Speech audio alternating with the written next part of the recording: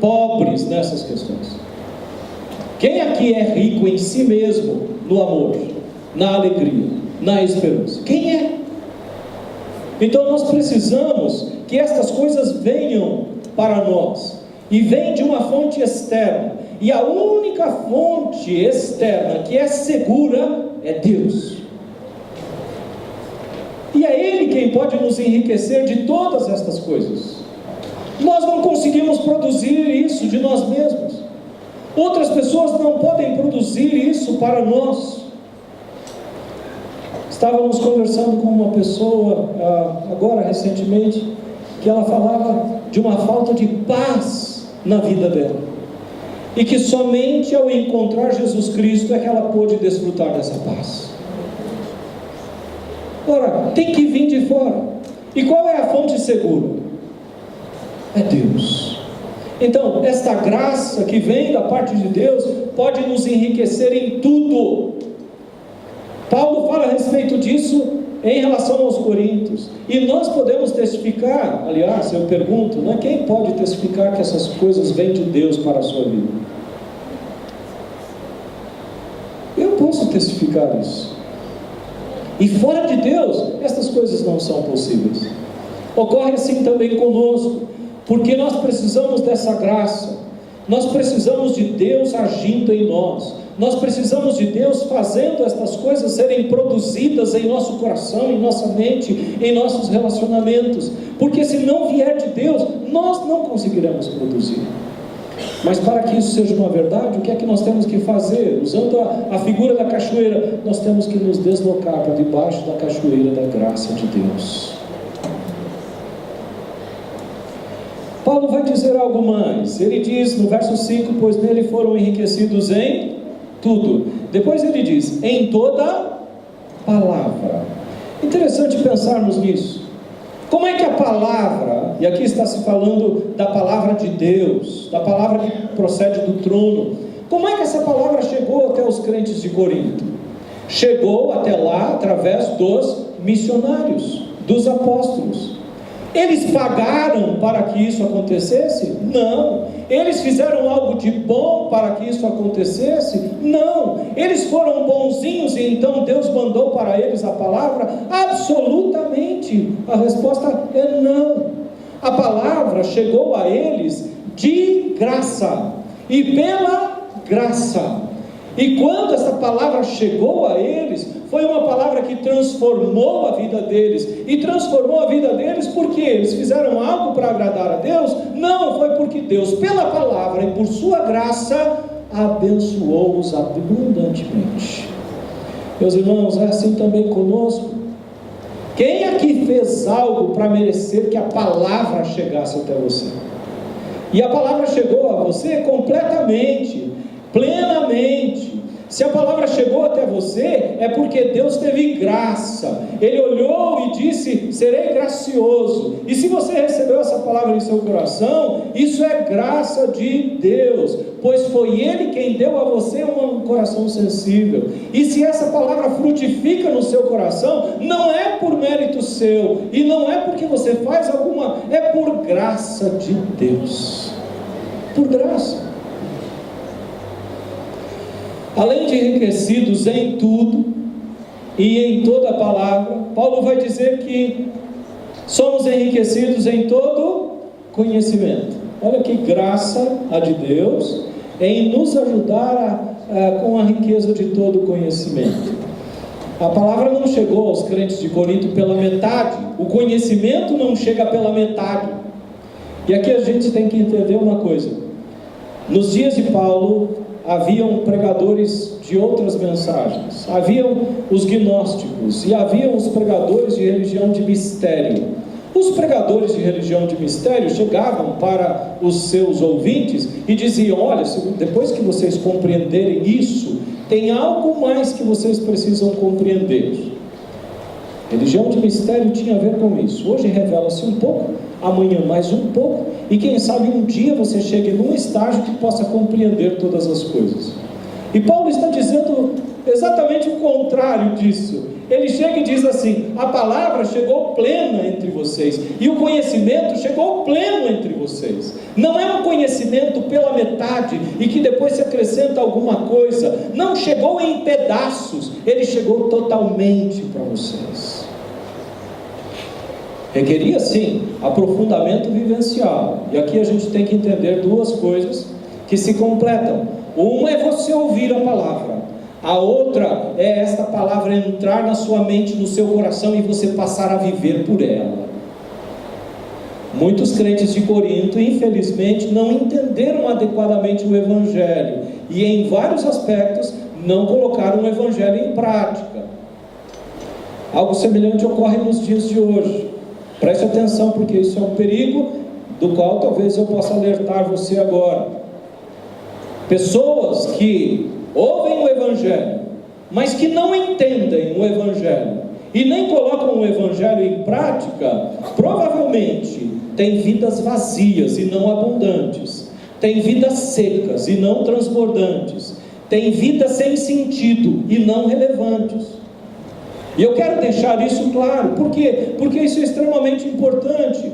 Eu quero afirmar então de outra maneira: se você não sente que a sua vida é abundante da graça de Deus, se você não sente que a sua vida é transbordante de amor, alegria, paz, criatividade, paciência, misericórdia, se você não sente que a sua vida é relevante no sentido de fazer diferença dentro de você e através de você para outras pessoas, talvez o problema seja que você ouviu o Evangelho, mas ainda não compreendeu o Evangelho e nem colocou o Evangelho em prática na sua vida. Porque quem compreende o Evangelho, diz a Escritura, o Evangelho é o poder de Deus para todo aquele que crê. E esse Evangelho vai mudar a sua vida, esse Evangelho vai mudar a sua mente, esse Evangelho vai mudar o seu coração, e ao invés de uma vida vazia, você terá uma vida abundante. Ao invés de uma vida seca, você terá uma vida transbordante. Ao invés de uma vida sem sentido, você terá uma vida relevante. Então analise. Talvez seja um momento adequado para você parar, olhar para a sua vida e dizer: eu compreendi o Evangelho de maneira adequada? Porque se o Evangelho produz isso, e o Evangelho não chega pela metade, o Evangelho está completo diante de nós, e o Evangelho centraliza-se na pessoa de Jesus Cristo, então você pode compreender, e o Evangelho pode fazer toda a diferença na sua vida. E Paulo vai adiante, falando dos benefícios, dessa graça de Deus. Ele menciona no verso 7, vejam lá: de modo que não lhes falta o quê? Nenhum dom espiritual. De modo que não lhes falta nenhum dom espiritual. Agora, preste atenção, lembre-se, Paulo está falando à igreja, e ele então está dizendo assim: todos os dons foram dados a quem? A igreja, não a um indivíduo, mas a igreja. Agora, preste atenção, isso é muito lindo. Estando na igreja, sendo parte da igreja, você é presenteado ao menos com um dom, o qual você deverá usar para abençoar quem? A igreja. De um lado da moeda, estando na igreja, você sendo parte da igreja, você é beneficiado com um dom para que você abençoe a igreja, mas você é também abençoado por todos os outros dons que foram distribuídos na igreja. Olhando daqui, eu sei que eu estou vendo perto de umas 200 pessoas, talvez 150, por ali. Eu sei que com o dom que Deus me deu, eu posso abençoar vocês, mas isso não me deixa pobre, pelo contrário, me enriquece, porque os dons que Deus deu a vocês me abençoam também. E Paulo então está dizendo assim: um benefício da graça de Deus são os dons que ele distribuiu na igreja. Então eu sou beneficiado ao estar na igreja, ao ter um dom, a exercer um dom e a receber a ministração do dom que ele deu a cada um de vocês. Quem é que sai no lucro? Todos nós saímos no lucro. Posso ouvir um glória a Deus? Todos nós somos muito enriquecidos e abençoados com os dons que Deus deu. É porque somos bonzinhos? Porque somos bonitinhos? Porque tínhamos algum mérito? É graça de Deus. É graça. É graça. Mas aqui também tem um problema, né? Sempre tem um problema. Aqui também tem um problema. Na medida em que alguns membros da igreja não descobrem o seu dom, ou não desenvolvem o seu dom, ou sonegam o seu dom, a igreja é empobrecida. Então preste atenção. A graça de Deus ministrada a você, dando a você um dom, esta graça precisa ser espalhada, ela precisa ser distribuída. E aí o apóstolo Pedro vai nos ajudar quando ele diz assim: olha, sejam bons dispenseiros da multiforme graça de Deus, né? Bons dispenseiros. Quero comentar um último benefício subentendido nesse texto. É subentendido porque ele não está explícito, né? Toda a esperança. Então, olha só, a graça de Deus gera para nós, ou traz para nós, toda esperança. E de onde é que vem esta ideia? De onde é que vem esse conceito? Me parece estar relativamente claro nos versos 7 e 8. Vejam vocês, 7 e 8. De modo que não lhes falta nenhum dom espiritual. A partir daqui, olha, enquanto vocês aguardam que o nosso Senhor Jesus Cristo seja revelado. Do que é que Paulo está falando? Jesus Cristo seja revelado? Quando é que Jesus Cristo será revelado novamente? Na volta dele. Na volta dele. Veja o verso 8. Ele os manterá firmes até o fim. Que fim é esse? O dia do juízo, o dia da volta. De modo que vocês serão irrepreensíveis no dia de nosso Senhor Jesus Cristo. Que dia é esse? O dia da volta, o dia do juízo. Então, o que é que Paulo está querendo dizer? Ele está querendo dizer, à luz da experiência dele, que ele tinha uma esperança. E qual era esta esperança? Eu estou pregando o Evangelho. Eu estou trabalhando, ministrando em nome de Jesus, para a glória de Jesus, tentando alcançar o maior número de pessoas possível. Por quê? Porque eu tenho uma esperança. E qual é essa esperança? Jesus Cristo vai voltar. Quem é que tem essa esperança? Aqueles que foram alcançados pela graça de Deus. Então, um dos benefícios da graça é exatamente esse: de ter consciência e alimentar a firme convicção, traduzida aqui na palavra esperança, de que Jesus Cristo vai voltar. E é muito interessante pensar que esta esperança, meus irmãos, é que faz toda a diferença na vida de uma pessoa. Se você tem a firme convicção de que Jesus vai voltar, isso faz toda a diferença na sua vida. Se você não tem essa esperança, então você vive como um pagão. Você vive como alguém cuja vida vai naquela do Zeca Pagodinho, né? Deixa a vida me levar, a vida leva eu. Meto o pé na jaca, não estou nem aí, problema. Por quê? Porque morreu, acabou. Quem tem a viva esperança sabe que o aguarda para além daqui algo muito melhor do que aqui experimentamos, e por isso vive em santificação. Muito bem, eu quero recapitular tudo isso que eu disse numa lâmina só, e aí eu peço a sua ajuda, tá bom? Para resumir esta reflexão que eu levantei e respondi algumas perguntas. Vamos lá, agora classe, por favor. O que é graça? Os presentes, por favor, respondam.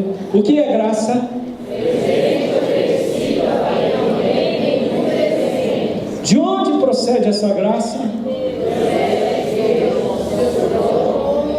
Mediada única e exclusivamente por Jesus Cristo, seu Filho. E para quem são os benefícios desta graça?